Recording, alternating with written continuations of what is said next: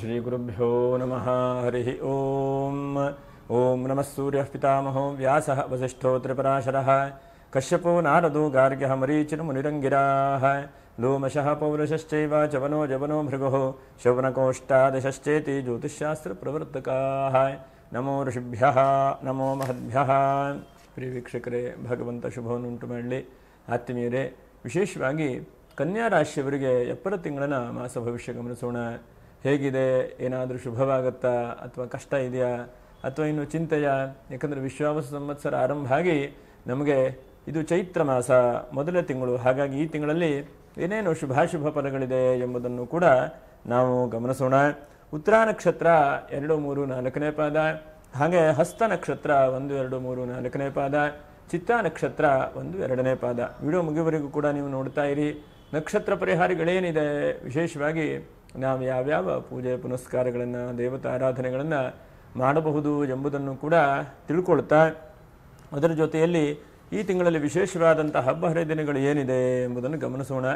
ಇದು ವಸಂತ ಋತು, ಹಾಗಾಗಿ ಇದಕ್ಕೆ ವಸಂತ ನವರಾತ್ರಿ ಎಂಬುದಾಗೂ ಕೂಡ ಕರೀತಾರೆ. ಇದಕ್ಕೆ ಗುಪ್ತ ನವರಾತ್ರಿ ಅಂತ ದೇವಿಯನ್ನು ವಿಶೇಷವಾಗಿ ಪೂಜೆ ಪುನಸ್ಕಾರ ಆರಾಧನೆ ಮಾಡುವಂತಹ ಒಂದು ಶುಭವಾದಂಥ ದಿವಸ. 6ನೇ ತಾರೀಕಿಗೆ ನೋಡಿ ರಾಮನವಮಿ ಇದೆ, ಚಾಂದ್ರ ಮಾಸದ ರಾಮನವಮಿ. ಹಾಗಾಗಿ ರಾಮನನ್ನು ವಿಶೇಷವಾಗಿ ಪೂಜೆ ಮಾಡುವಂಥದ್ದು. 8ನೇ ತಾರೀಕಿಗೆ ಸರ್ವೇಶಾಂ ಏಕಾದಶಿ ಇದೆ. 10ನೇ ತಾರೀಕಿಗೆ ಮಹಾವೀರ ಜಯಂತಿ ಇದೆ. 12ನೇ ತಾರೀಕಿಗೆ ಚಿತ್ರಾ ಪೌರ್ಣಿಮೆ, ಬೆಂಗಳೂರು ಕರಗ. ವಿಶೇಷವಾಗಿ ಹುಣ್ಣಿಮೆ ಆದದ್ರಿಂದ ಸತ್ಯನಾರಾಯಣ ಸ್ವಾಮಿ ಪೂಜೆ ಆರಾಧನೆ ಮಾಡುವಂಥದ್ದು. ಹಾಗೆ 14ನೇ ತಾರೀಕಿಗೆ ಮೇಷ ಸಂಕ್ರಾಂತಿ, 14ಕ್ಕೆ ಸೌರ ಯುಗಾದಿ, ಸೌರ ಮಾಸದ ಯುಗಾದಿಯು ಕೂಡ 14ನೇ ತಾರೀಕಿಗಿದೆ. 16ನೇ ತಾರೀಕಿಗೆ ಸಂಕಷ್ಟರ ಚತುರ್ಥಿ, 24ಕ್ಕೆ ಸರ್ವೇಶಾಂ ಏಕಾದಶಿ, ಹಾಗೆ 27ಕ್ಕೆ ಅಕ್ಷತ ತದಿಗೆ ಅಮಾವಾಸ್ಯೆ. ಹೀಗೆ ಈ ಒಂದು ತಿಂಗಳಲ್ಲಿ, ಏಪ್ರಿಲ್ ತಿಂಗಳಲ್ಲಿ ಎಲ್ಲ ತುಂಬಿಕೊಂಡಿದೆ ನೋಡಿ. ಗ್ರಹಸ್ಥಿತಿ ಹೇಗಿದೆಯಪ್ಪ ಅಂತಂದರೆ, ಒಂದು ಹಂತ ಕನ್ಯಾ ರಾಶಿಯವರಿಗೆ ಇಷ್ಟು ದಿವಸ ಷಷ್ಠ ರಾಶಿಯಲ್ಲಿರುವಂತಹ ಶನಿಯು ಸಪ್ತಮ ರಾಶಿಗೆ ಪ್ರವೇಶ ಮಾಡಿದ್ದಾನೆ. ಸಪ್ತಮ ರಾಶಿಗೆ ಶನೇಶ್ವರನ ಪ್ರವೇಶ ಮಾಡಿದ ಮೇಲೆ ಒಂದಂತಕ್ಕೆ ಆದಷ್ಟು ಶುಭವಾದಂಥ ಲಾಭಗಳನ್ನು ಅನುಗ್ರಹಿಸ್ತಾ ಇರ್ತಾನೆ. ಅದರ ಜೊತೆಯಲ್ಲಿ ನೋಡಿ, ರಾಶಿಯಲ್ಲಿ ಕೇತು, ಹಾಗೆ ಸಪ್ತಮದಲ್ಲಿ ಪಂಚಗ್ರಹ ಯೋಗ, ಒಂದೆರಡಲ್ಲ ಪಂಚಗ್ರಹ ಯೋಗ, ರವಿ, ಬುಧ, ಶುಕ್ರ, ಶನಿ ಮತ್ತು ರಾಹು, 5 ಗ್ರಹಗಳು ಕೂಡ ಸಪ್ತಮ ರಾಶಿಯಲ್ಲಿ ಕೂತ್ಕೊಂಡು ನಿಮ್ಮ ರಾಶಿಗೆ ಪರಸ್ಪರ ದೃಷ್ಟಿಯಿಂದ ನೋಡ್ತಾ ಇದ್ದಾರೆ. ಹಾಗೆ ಭಾಗ್ಯ ರಾಶಿಯಲ್ಲಿ ಗುರು ಸದ್ಯಕ್ಕೆ ಭಾಗ್ಯವಂತನಾಗಿದ್ದಾನೆ. ಗುರು ಭಾಗ್ಯಸ್ಥಾನದಲ್ಲಿದ್ದು ಗುರು ಒಂದು ಒಳ್ಳೆಯ ಫಲಗಳನ್ನೇ ಕನ್ಯಾ ರಾಶಿಗೂ ನೀಡ್ತಾ ಇದ್ದಾನೆ. ಅನಂತರದಲ್ಲಿ ಗುರು ಚೇಂಜ್ ಆದಮೇಲೆ ಏನಾಗುತ್ತೆ ಎಂಬುದನ್ನು ಕೂಡ ನಾವು ಗಮನಿಸೋಣ. ಅನಂತರದಲ್ಲಿ ಏಕಾದಶದಲ್ಲಿ ಕುಜನಿದ್ದಾನೆ. ಹೀಗೆಲ್ಲ ಒಂದು ಗ್ರಹಸ್ಥಿತಿ ಇದೆ. ಈ ತಿಂಗಳಲ್ಲಿ ನೋಡಿ, ಏನಾದರೂ ಪೂಜಾ ಪುನಸ್ಕಾರಗಳನ್ನು ಮಾಡ್ಕೊಳ್ತೀರಿ ಅಂತಂದರೆ, ಒಂದನೇದಾಗಿ 10ನೇ ತಾರೀಕಿಗೆ ಬಹಳ ಪ್ರಶಸ್ತವಾಗಿದೆ ಅಂತೇಳಿ ಹೇಳಬಹುದು. ಆ ದಿವಸ ಗುರುವಾರ ಇದೆ. ಹಾಗೆ ಅನಂತರದಲ್ಲಿ ಇನ್ನು 23ನೇ ತಾರೀಕಿಗೆ ಬುಧವಾರ ಧನಿಷ್ಠಾ ನಕ್ಷತ್ರ ಇದೆ. ಈ ದಿವಸವೂ ಕೂಡ ಪೂಜೆ ಪುನಸ್ಕಾರಗಳನ್ನು ಮಾಡಲಿಕ್ಕೆ ಪರವಾಗಿಲ್ಲ, ಒಂದು ಉತ್ತಮವಾದಂತಹ ದಿವಸಗಳು ಅಂಥೇಳಿ ಹೇಳಬಹುದು ನಾವು. ಹಾಗಾಗಿ ಆದಷ್ಟು ಪೂಜೆ ಪುನಸ್ಕಾರಗಳನ್ನು ಈ ದಿವಸ ಮಾಡಿಕೊಳ್ಳಿ. ಕನ್ಯಾ ರಾಶಿಯವರಿಗೆ ಏನಾಗಿದೆ ಅಂತಂದರೆ, ಒಂದು ಹಂತಕ್ಕೆ ಬಹಳ ಒತ್ತಡ, ಬಹಳ ಚಿಂತೆ. ಕೆಲವು ಜನಕ್ಕೆ ನಾವು ಜಾತಕವನ್ನು ನೋಡ್ಲಿಕ್ಕೆ ಹೋದರೆ ಅಲ್ಪ ಸ್ವಲ್ಪ ಹೆಚ್ಚಿನದಾದಂಥ ಲಾಭಾಂಶಗಳನ್ನು ನೀವು ಪಡಿತಾ ಇದ್ದೀರಿ.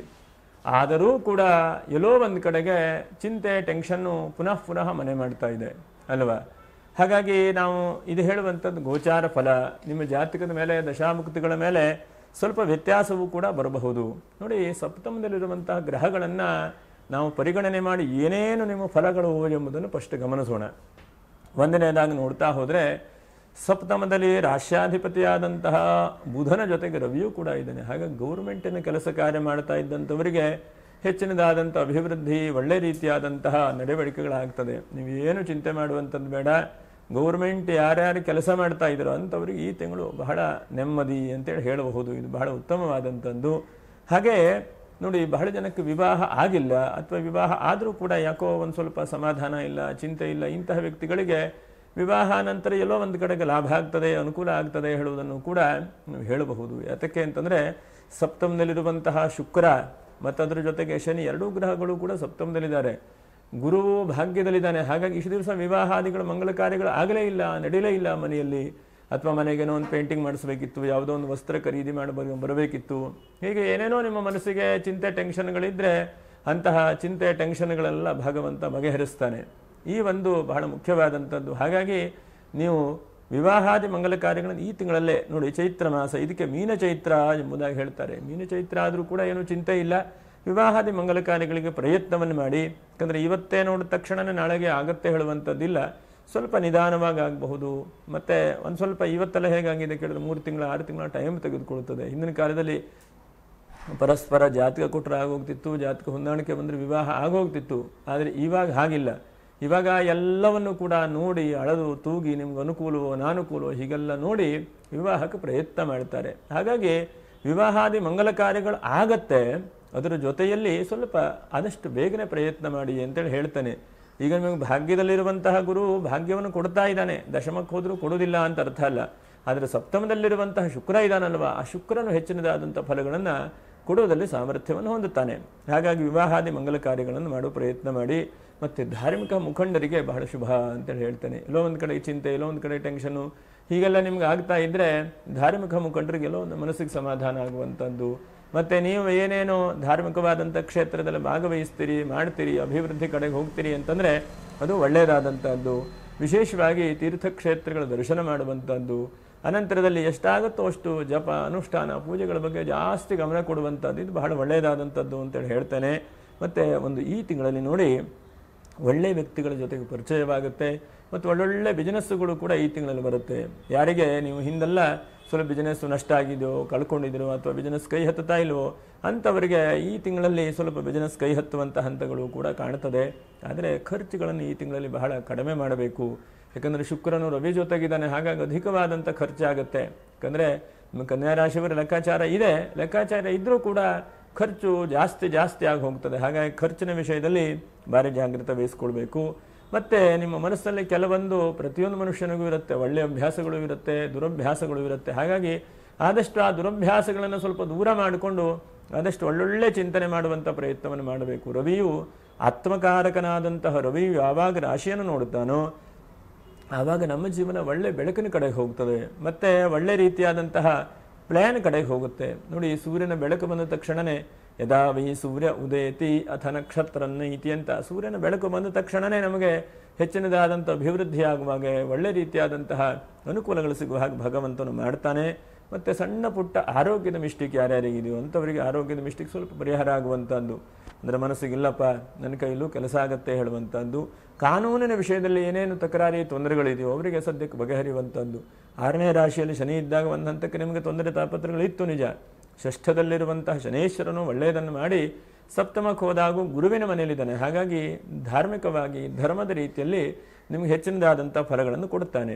ಯಾರ್ಯಾರು ಬೋರ್ವೆಲ್ ಹಾಕಿಸ್ಬೇಕು, ನೀರಿಲ್ಲ, ಚಿಂತೆ ಇದೆ ಅಂಥವರು ಪ್ರಯತ್ನವನ್ನು ಮಾಡಿ ಈ ತಿಂಗಳಲ್ಲಿ ಹೆಚ್ಚಿನದಾದಂಥ ಲಾಭಾಂಶಗಳು ಸಿಗಬಹುದು. ಯಾಕಂದರೆ ರಾಹು ಯಾವಾಗ ಸಪ್ತಮ ರಾಶಿಯಲ್ಲಿ ಇರ್ತಾನೋ ರಾಹುವಿಂದ ಜಲವನ್ನು ನೋಡಿ ಹೇಳಬೇಕು ಎಂಬುದಾಗಿ ಜ್ಯೋತಿಷ್ಶಾಸ್ತ್ರ ಹೇಳ್ತದೆ. ಹಾಗಾಗಿ ರಾಹು ಶನಿ ಜೊತೆಗಿದ್ದಾನೆ, ಅದು ಬಹಳ ಒಳ್ಳೆಯದು. ಕಲ್ಲು ಸಿಕ್ಕಿ ಕಲ್ಲು ಕೆಳಗೆ ನೀರು ಸಿಗುವಂಥ ಚಾನ್ಸಸ್ ಇದೆ.